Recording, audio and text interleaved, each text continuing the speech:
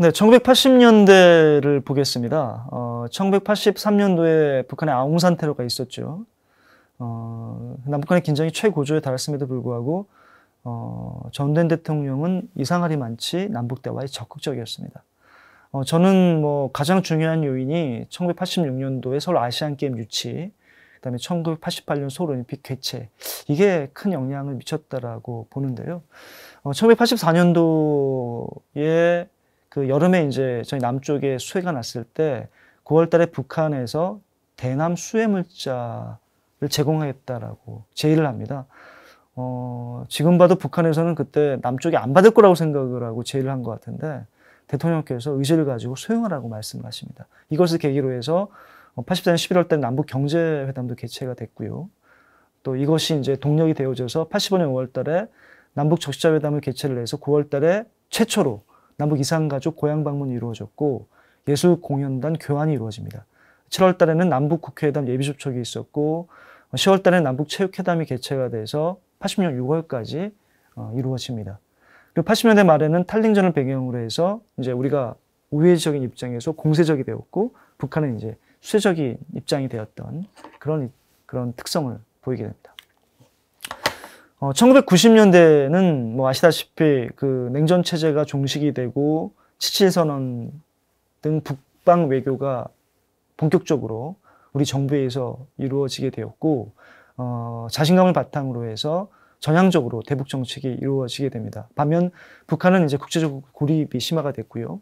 또 경제 위기, 또 자기들의 입장에서는 그 체제 위기가 있다, 위기적인 요소가 크다라고 보고 오히려 흡수통일을 갖다 우려했던 시기였기 때문에 어떻게 보면 이제 남북 대화를 통해서 북한이 수세적인 입장에서 흡수통일 그런 여러 가지 우려되는 요인들을 좀 막아보자라는 차원에서 협상에 적극적으로 임했다라고 보여지고 남북 고위급 회담이라든지 또 남북 경제 교류협력 공동위원회, 남북 사회문화 교류협력 공동위원회, 또 남북 군사 공동위원회, 또 핵 문제가 있었기 때문에 남북 핵통제 공동위원회, 이런 회담들이 이제 활발하게 이루어지면서 남쪽에서 요구했던 여러 가지 어떤 합의 사항들을 북쪽에서 대거 수용하는 그런 형태로 회담이 진행이 됩니다. 특히 이제 핵 문제 관련해 가지고 미국 부시 대통령이 한반도에 있는 전술핵을 철수하겠다라고 선언을 했고 노태우 대통령께서도 핵부재 선언을 했습니다. 그래서 남북 기본합의서뿐만 아니라 한반도 비핵화 공동선언이 채택이 되고 발효가 되었죠. 남북 관계를 법적 제도적으로 규율할 수 있었던 두 가지의 굉장히 기본이 되는 이런 합의서가 체결이 됐는데 이 두 가지의 합의서들이 그 이후에 남북 관계를 규율하고 남북 간의 어떤 여러 가지 진행되는 어떤 사업 프로그램들을 진전시켜 나가는데 굉장히 기본적인 문서가 됩니다. 2000년대에는 남북 정상회담이 개최돼서 6.15 공동선언과 14선언이 채택이 되었고 이런 정상회담 합의에 근거해서 회담 체계가 이루어집니다. 위의 것이 이제 그 6.15 공동선언에 따른 회담 체계인데요. 그 남북 장관급 회담과 남북 국방장관 회담이 열렸고요. 남북 장관급 밑에 차관급 남북 경제협력 추진위원회가 열렸습니다. 남북 농업협력위원회나 남북 사회문화협력분과위원회, 남북 적시자회담이 이제 각 분야에 따라서 이제 수시로 열렸는데 그래도 남북 장관급 회담과 남북 경제협력 추진위원회가 가장 중요한 회담이라고 할 수가 있겠습니다. 14선언 이후에는 남북 총리회담, 그다음에 서해평화협력 특별지대 추진위원회, 남북 경제협력 공동위원회, 남북 국방장관 회담이 열렸는데 특이한 것은 이제 차관급이었던 남북 경제협력 추진위원회가 장관급 남북 경제협력 공동위원회로 격상이 되었고요. 서해평화협력 특별지대 추진위원회도 장관급입니다. 그래서 2000년대의 그런 어떤 협상의 어떤 특성을 보게 되면 통일 문제가 합의서에 포함이 됐고 또 경제협력이나 제반 교류가 활성화될 수 있도록 그렇게 활발하게 회담이 이루어지면서 회담 자체가 정례화가 됩니다. 또 이와 함께 군사적인 적대관계 종식이라든지 긴장 완화, 또 정전체제 종식, 항구적 평화체제 구축이 합의문에 구체적으로 담기게 됩니다. 그러나 북한은 핵 ICBM 개발, 그다음에 고도화 이런 것들을 계속 이제 추진하게 되는 그런 시기이기도 했었고 북한이 2000년대에 들어서는 경제는 타기를 위한 신적 입장을 견지했던 회담에서 실질적 입장을 견지했던 그런 시기도 합니다. 2010년, 2015년에는 그 북한의 핵 능력이 고도화되면서 북한 핵 문제 해결이 우선시 되는 시기입니다. 비핵 개방 3천도 이제 그런 정부의 대북 정책 안이 되겠고요.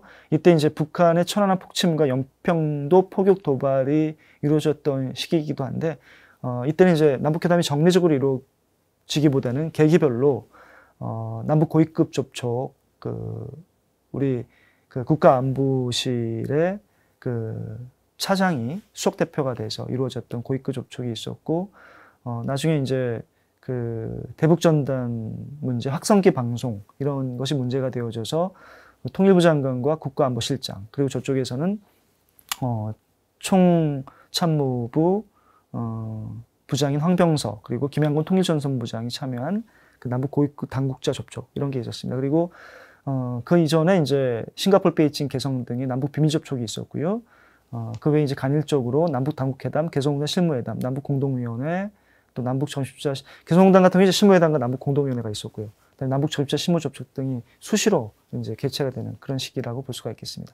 2018년 이후에는 북한이 핵보유 선언을 하고 ICBM 능력이 고도화가 되면서 핵 문제 해결을 위한 탑다운 방식의 회담이 탑다운 방식 회담이라는 특성이 나타납니다.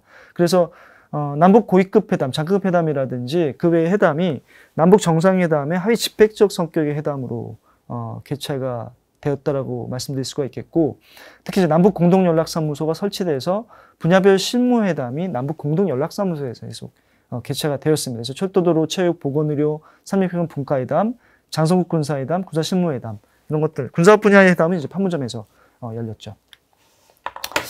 최근 정세 변화 특징을 좀 보겠습니다. 지금까지 이제 남북 회담의 어떤 경과라든지 시기별 특성들을 봤는데요. 그럼 지금은 어떠냐?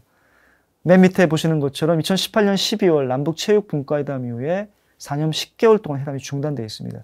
1971년도에 남북 회담이 시작된 이후에 이렇게 오랜 기간 동안 회담이 중단된 적은 처음입니다. 정세 변화에 굉장히 민감하다고 말씀드렸는데 정세 변화 특징을 좀 말씀을 드려야 될 것 같습니다. 미중 경쟁, 그다음에 러시아, 우크라이나의 침공은 신냉전 체제로 회귀하는 경향이 있고요. 1980년대 말 90년대 이후에 어떤 국제 질서를 규례해왔던 자유주의적 국제 질서가 위상에 처했고 희미한 현상 변경 시도가 나타나고 있다고 볼 수가 있겠습니다. 그리고 미국과 중국 같은 경우에도 그 전까지는 뭐 WTO 등 그 세계 무역의 어떤 그런 체제에 참여하는 방식으로 진행이 되어 왔는데 지금은 상호 디커플링, 동조하지 않는 경향, 그러니까 상호 의존이 점점 약해지는 경향, 서로 자기의 길로 나아가는 경향이 강화가 되면서 그것이 뉴 노멀로 되고 있고, 특히 반도체와 같은 첨단 기술에 대해서는 공급망이 재편되고 있는, 국익에 따라서 이렇게 분리되고 있는 그런 어떤 특성을 보이고 있습니다. 대북 통일 정책 패러다임에서도 있어서도 근본적인 변화가 일어나고 있습니다. 앞에서도 남북 기본합의서 한반도 비핵화 공동선언이 1990년대 초부터 한 30년 동안 남북 회담을 규례해왔던 그런 기본적인 장전과 같은 역할을 해왔는데, 한반도 비핵화 공동선언의 가장 중요한 전제가 비핵화잖아요. 근데 북한이 대남 핵 선제 사용이라든지 전술핵 사용하겠다, 운용하겠다라고 위협하고 있고, 최근에도 사회주의 헌법에 핵무력을 법제화시켰습니다. 그리고 대남 대화 접촉을 금지시키고 있고, 국방력을 강화하는데 올인을 하고 있습니다. 그래서 남북 기본합의서와 한반도 비핵화 공동선언 체계가 지금 위상에 빠져 있다. 그래서 결국 대북 통일 정책도 패러다임에 있어서 변화의 시기를 맺고 있다. 이렇게 지금 생각을 할 수가 있겠습니다. 남북 회담 전망을 좀 봐야 될 것 같습니다. 북한은 협상에 대한 안전판, 자기들이 원하는 협상판이 마련이 되어져서 이득이 명확할 때 국면 전환을 한다라고 이렇게 생각해 볼 수가 있는데요. 지금은 이제 북한의 생각에 있어서는 중국과 러시아와의 밀착을 통해서 지정학적 입지를 좀 강화해야 되겠다. 협상판을 마련해야죠. 안전판을 마련하고. 그리고 지난 2021년 당대화 이후에 국방력 강화 5개년 계획을 달성하는 것이 가장 중요한 목표입니다. 협상에서의 어떤 입지를 강화시키고, 여러 가지 지금 뭐 정찰 위성 발사를 이번에 10월 달에 할 거냐 말 거냐, 10월 달에 했냐 안 했냐, 이런 것도 이제 관심 사항인데, 뭐 극초음속 미사일 실험이라든지 그리고 탄도미사일의 어떤 특히 이제 ICBM의 그 명중률 강화 그리고 그 15,000km 미국 본토에 다다를 수 있는 그런 성능 개발 그리고 여러 가지 그 뭐라 그럴까요? 그 ICBM도 수중에서 발사할 수 있는 능력 그리고 그 사전에 감지가 되지 않을 수 있도록 그 액체 연료를 기반으로 한 ICBM이 아니라 고체 연료를 기반으로 한다든지 이런 그 목표들을 제시를 했는데 그 목표를 달성하는 것을 갖다가 최고의 지금 목표로 생각을 하고 있습니다. 그래서 2025년까지 달성하겠다라는 생각을 가지고 있고요. 그리고 2018년도에 뭐 자기의 입장에서는 굉장히 우호적 환경이었고 정상회담을 미국과도 했습니다만은 성과가 전혀 없었다고 판단하고 있기 때문에 회담의 일정에 이제 실종할 수밖에 없습니다. 그리고 최근에 그 3년에 걸쳐서 반동사상 문화배격법, 청년교양보장법, 평화문화보호법 이런 것들을 제정을 하면서 사상 통제를 강화함과 동시에 남한과의 거리감을 두고자 하는 그런 어떤 목적을 계속 그러니까 북한 주민과 남한과의 어떤 그 관계를 차단하려는 그런 모습들을 계속 보이고 있습니다. 그래서 지금 북한의 입장에서 볼 때 또 저희의 입장에서 봤을 때 내년도가 굉장히 중요합니다. 2024년 1월 달에 대만 총통 선거가 있고요. 4월 달에 남한 총선이 있고 11월 달에 미국 대선 등 정치 일정이 있습니다. 그래서 이런 어떤 일정들을 보고 여러 가지 어떤 과거의 경험으로 봤을 때 핵, 또 ICBM 같은 그런 전략 도발을 통해서 큰 틀에서 협상판을 마련하고 난 다음에 회담이 나올 가능성이 있다. 물론 뭐 러시아와의 관계, 또 중국과의 관계, 또 미중과의 관계, 또 뭐 최근에는 이스라엘 하마스 간의 어떤 그런 전쟁도 있습니다만 또 러시아와의 우크라이나 전쟁 그런 어떤 전개 상황을 보면서 북한의 입장에서는 굉장히 지금은 자신에게 유리한 국면이고 협상을 통해서 이득이 될 수 있겠다라고 했을 때 대화 국면으로 전환할 가능성이 있는데 그 기간은 2014년 미국 대선 이후가 되지 않겠는가 이렇게 지금 볼 수가 있겠죠. 그리고 올해도 계속 봐야 될 것이 계속 지금 북한의 입장에서는 남한과의 접촉을 차단을 하고 있는데 앞으로 과연 북한이 민간단체와의 접촉 또 국제기구를 통한 지원 협력 이런 부분들에 있어서 북한이 어떻게 나올 것인가 이런 여부를 갖다가 좀 한번 계속 볼 필요가 있을 것 같습니다. 최근에 이제 김정은이 이제 러시아 푸틴 대통령을 만나서 여러 가지 그 협력에 대한 그런 어떤 합의를 하고 지금 합의를 암중 모색 합의에 대해서 지금 추진해 나가고 있는데 이러한 것들이 이제 북한의 어떤 경제 상황이라든지 앞으로 어떤 북한의 어떤 대외 전략적인 입지 이런 부분들에 영향을 미칠 수가 있기 때문에 결국 이제 2024년 11월 이후에 2025년 이건 이제 국방력 강화 5개년 계획을 마무리하는 시기이기도 하기 때문에 이때 회담이 과연 있을 그 여부를 판가름하는 중요한 시기다라고 이렇게 말씀드릴 수가 있을 것 같습니다. 앞에서도 말씀드렸던 것처럼 남북 간의 회담, 대화 이런 부분들은 통일로 가는 가장 중요한 그런 어떤 과정의 수단입니다.